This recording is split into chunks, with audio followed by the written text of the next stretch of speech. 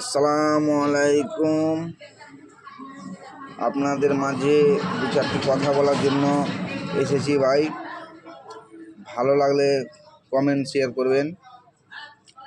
কথাটা হলো, মানুষ বেঁচে থাকতে বাপ মায়ের সম্মান করছেন না, কিন্তু যখন মরে গেল তখন তিনি কি করছেন, 20 কেজি মাছ মাংস নিয়ে গোটা গাঁয়ের লোককে, বাইরের লোককে খাওয়ানো হয়েছে। তাহলে বেঁচে থেকে মা বাপকে একটা আপেল পেল না, একটা চেল খেলা, দুটা ভাত খেলা মনে হলো না, আর মরার দিন কত সম্মান আহ্বান করছেন। এটা এক হলো। এক, যে মেয়েটা মারা যাচ্ছে বা ছেলেটা মারা যাচ্ছে তার সর্দারের উপলক্ষ করে বলছি আমি সর্দারের অর্থ মানে হলো, যে মানে মতলব জানবে সে সর্দারের দায়িত্ব পালন করতে এই সমাজে পালন করতে পারবে না। তার সাথে সর্দার পালন করতে হবে, মানুক না মানুক সেটা ওর বিষয়ের ব্যাপার। কিন্তু একটি সর্দার কোনো সময়তে ওর সর্দারের এরিয়ার লোককে ঠেড় দিয়ে বা ক্ষমতা দেখিয়ে, পাওয়ার দেখিয়ে যে কথা বলার অধিকারটা কোথায় পেয়েছে?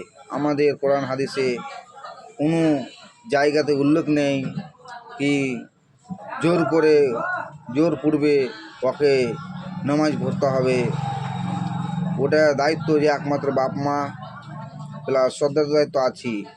বাপ মা যেখানে পারেনি, সর্দারের কথা যেখানে মানছে না, তাহলে সর্দারকে একটু গাইডলাইন নিতে হবে যে সর্দারের অভিপক্ষে কথা না শুনছে মানুষ, তো হাটের গোড়ায় সর্দার সাহেব একটা মানুষকে অপদস্থ করে, অসম্মান করে, সর্দারের লাভবানটা কি? সর্দার কি আর টাইম পায় না? সর্দার কি কোনোদিন টাইম পায় না কেউ ও আর এরিয়া লোককে লিয়ে বসতে? ওর এরিয়া বাড়িতে 5টা লোক লিয়ে বসুক না, মহিতে বসুক না। নামাজ পড়ো না কেন ভাই? নামাজ পড়ো, শরীরের পক্ষে ভালো, আপনার পরে কলেও ভালো, কলেও ভালো, নামাজটা পড়ো ভাই। কিন্তু মরার সামনে মায়ের খাট ছুঁয়ে কথা বলতে বলছেন, এটা তো ইমাম সর্দাররা তো ঠিক কাজ করছেন না। আমার মূর্খের গানে বলছি, তাতে সেরকম করে আপনারা জানিয়ে দেবেন কথাটা ঠিক বলছি না ভুল বলছি। আমার জানা মতে আমি বললাম, কোনো মানুষকে ইসলাম ধর্মে কথাবার্তা নয়, শান্তি ধর্ম আমাদের। ইসলাম ধর্ম শান্তিভাবেই বলতে হবে। কোনো মানুষের কথার মাধ্যমে যেন কষ্ট না পায় তার ব্যবস্থা করতে হবে। আমার দ্বারা যদি কোনো মানুষ কষ্ট পায় তাহলে কী হবে বলেন তো? তাহলে আমাদের এই কষ্ট না পায় সে ব্যবস্থাটা করতে হবে। কথা বলেন শান্তি, আমাদের ধর্মটা হচ্ছে শান্তি। ইসলাম ধর্ম মানে শান্তি। আপনি ইসলাম ধর্মকে অশান্তি করার চেষ্টা কেন করছেন? আপনাদের কিছু এই ইহুদি মানে খ্রিস্টান নামধারী মুসলমান হয়ে আপনারা সর্দার দায়িত্ব রেলেন, সুদ ধর্মাত্মরেরা দিয়ে ইসলাম ধর্মটাকে ছেলেখেলে রয়েছেন। ইসলাম ধর্ম যে আমার শান্তির মানে, তাহলে ইসলাম ধর্মটাকে তো ছেলে ভাবেন না।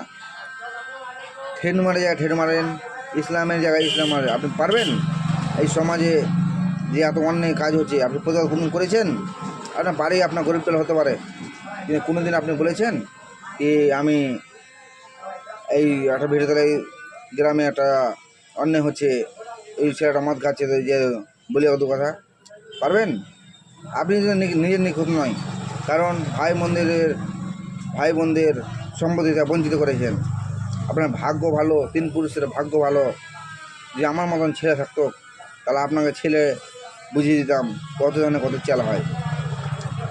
বোনের হক বোনকে বুঝিয়ে দিতে হবে। বোনকে ঠগিয়ে আপনি খুব ভালো থাকবেন? আপনি কোনো সময় ভালো থাকবেন না। আপনি ভাই বোনেরাকে ঠগেন না। আপনি যেখানে যার হক পূরণ করেন। ঠিক আছে ভাই, ভালো লাগলে কমেন্ট শেয়ার করে জানিয়ে দেবেন।